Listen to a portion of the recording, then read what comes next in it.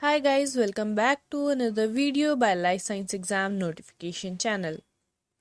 This video, as you can see in the thumbnail, is the part 5 of cell biology course. So, in this video, I am going to continue with the components of the plasma membrane. So, in the previous lecture, we have discussed about the lipids present in plasma membrane and their types and the function of that lipid. So, now in this video I will discuss about the type of protein in the plasma membrane. So as you can see here in the slide, plasma membrane proteins are generally of three types, that are integral membrane protein, peripheral membrane protein and lipid anchor protein. I have discussed about lipid molecules present in plasma membrane, and I have discussed the various type of lipids of the plasma membrane. So this lipid anchored protein covered under that section. So in this video I am going to discuss the left two parts, that is integral membrane protein and peripheral membrane protein. So integral membrane protein are those proteins which are embedded in the plasma membrane, and in detail I will discuss in the next slide. So, in the integral membrane protein are also of two types, that is single pass and multipass.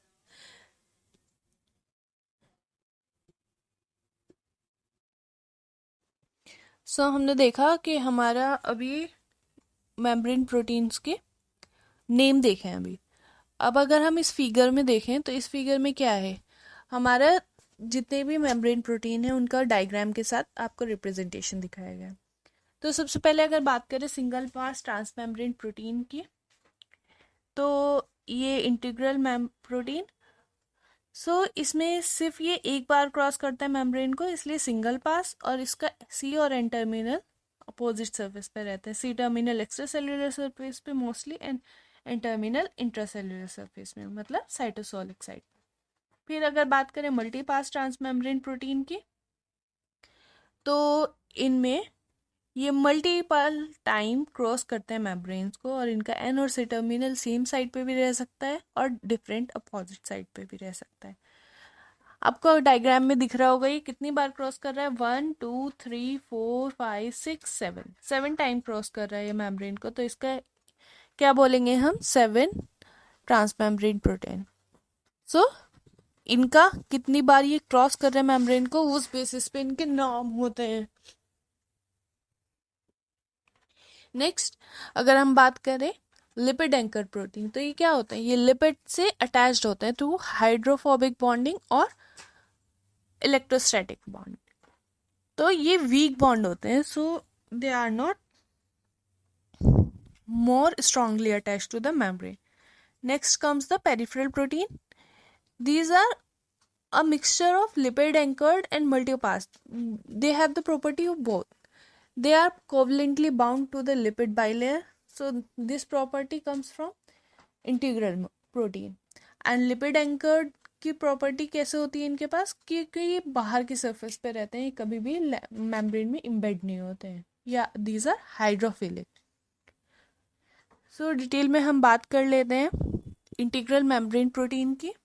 ये ज़्यादातर क्या होता है, ये amphipathic molecule होते हैं, इनके पास hydrophilic reason भी होता है और हाइड्रोफोबिक रीजन भी होता है.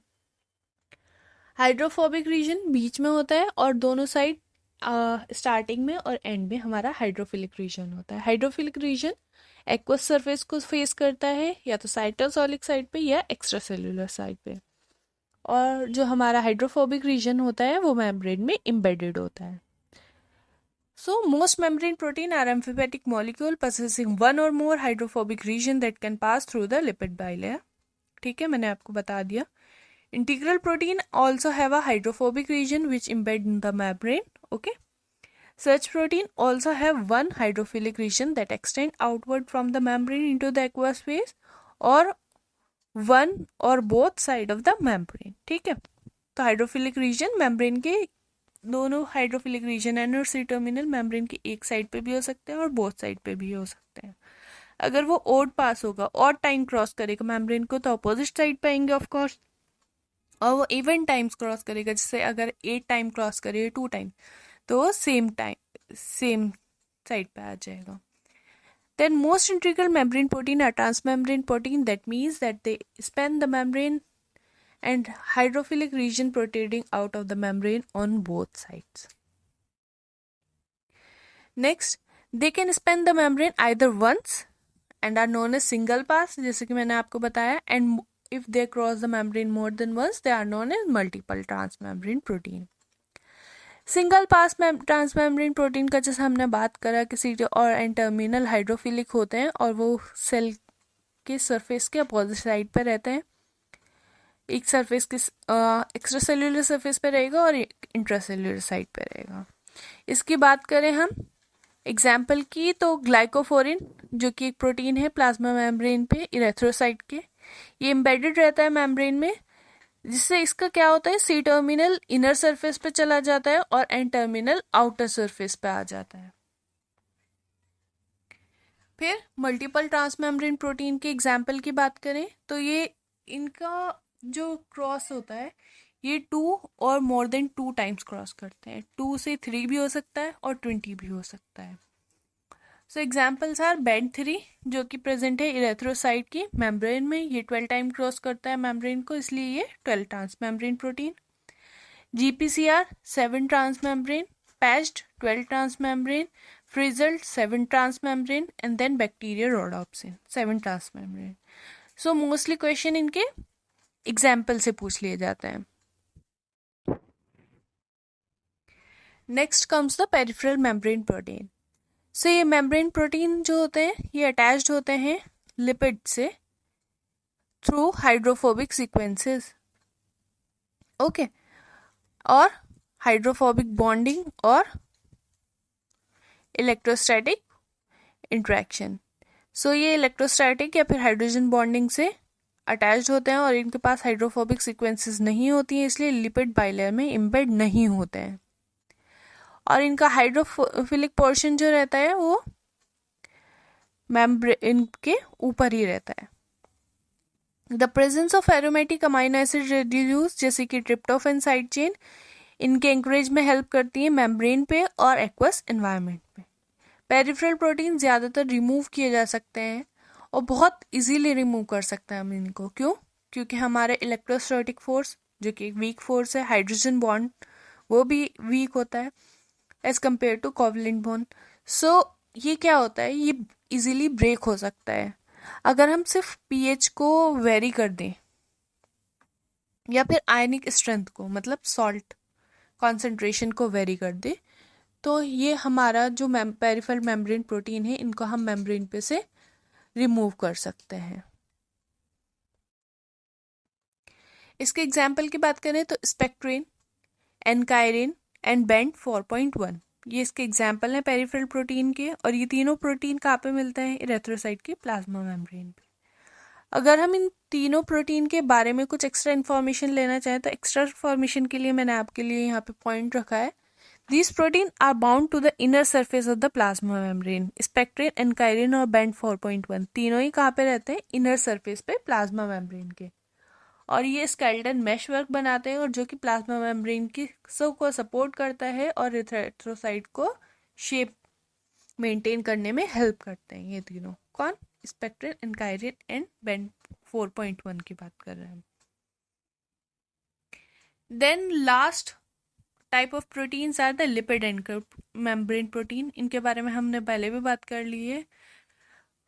फोस्फोटाइडाइल इनोस्टॉल example, phosphatidyl ethanolamine, these are example of lipid anchored membrane protein. Or they are not specifically peripheral nor integral, they have some characteristic of both. Okay, as I have told you in the first or second slide with the diagram, the polypeptide chain of this lipid anchor protein are located on one of the surfaces of the lipid bilayer but are covalently bound to the lipid molecule. So आप यहाँ पे this is the point to be highlighted here. These are covalently bound to the lipid molecule embedded within the lipid bilayer. ये खुद embed नहीं होते हैं, लेकिन जो लिपिड मॉलिक्यूल्स लिपिड के बाइलेयर में एम्बेड हुए हैं उनसे कोवलेंटली बाउंड होते हैं. They are anchored by covalent linkage either to fatty acid और आइसोप्रीन डेरिवेटिव्स. कोवलेंट लिंकेज किसके थ्रू? फैटी एसिड टेल और आइसोप्रीन डेरिवेटिव्स के थ्रू बनाते हैं. So this was all about the proteins. अब मैं आपके साथ एक और चीज़ शेयर करने वाली हूँ जो हमारा लिपिड्स में था. हमने देखा था कि लिपिड्स का मूवमेंट भी होता है. तो लिपिड का मूवमेंट 3 तरह का होता है हमारी मेम्ब्रेन्स में. वो मैं यहाँ पे डिस्कस करना चाहती हूँ, बहुत शॉर्ट में करूँगी. Type of lipid movements: lateral movement, rotational movement और फ्लिप फ्लॉप मूवमेंट. सो लेटरल मूवमेंट को अगर देखा जाए तो ये साइडवेज मूवमेंट होता है, मतलब सेम लेयर में साइडवेज मूव करता है. ओके. अगर हमारी एक्स्ट्रा सेल्यूलर साइड की लेयर है तो उसमें ये अपनी पोजीशन शिफ्ट कर लेगा थोड़ी. फिर रोटेशनल मूवमेंट, अपनी ही पोजीशन पे रोटेट होगा. ठीक है. Then flip flop movement. Flip flop movement में क्या होता है? फ्लॉप में सबसे पहले अगर मैं फ्लॉप मूवमेंट की बात करूँ तो फ्लॉप में इनर साइड से आउटर सरफेस पे लिपिड चला जाता है. मतलब लिपिड की 2 मेम्ब्रेन होती हैं, आउटर और इनर. तो अगर फ्लॉप मूवमेंट होगा तो इनर साइड से आउटर सरफेस पे चला जाता है. तो हम इसको कैसे याद रख सकते हैं? O for outer. तो इनर से टू आउटर कहाँ पे जा रहा है? आउटर पे. तो ओ फॉर आउटर. और इसमें एंजाइम जो यूज होता है वो होता है हमारा फ्लोपेज. Then flip movement. अगर फ्लिप मूवमेंट देखें तो हमारा ये आउटर सरफेस से लिपिड बाइलेयर की लिपिड जो होता है वो इनर सरफेस पे मूव कर लेता है. तो इसका एंजाइम होता है फ्लिपेज. तो इसको कैसे याद रखते हैं? I for inner. So this is moving from outer to inner surface. So guys, this was all about today's lecture. In the upcoming lecture I will discuss about the techniques related to this membrane which I have not discussed in these lectures, otherwise it will become a very lengthy lecture. Here I have completed the different component of plasma membrane. Okay, so stay updated with us and do like, share and subscribe to our channel. Thank you.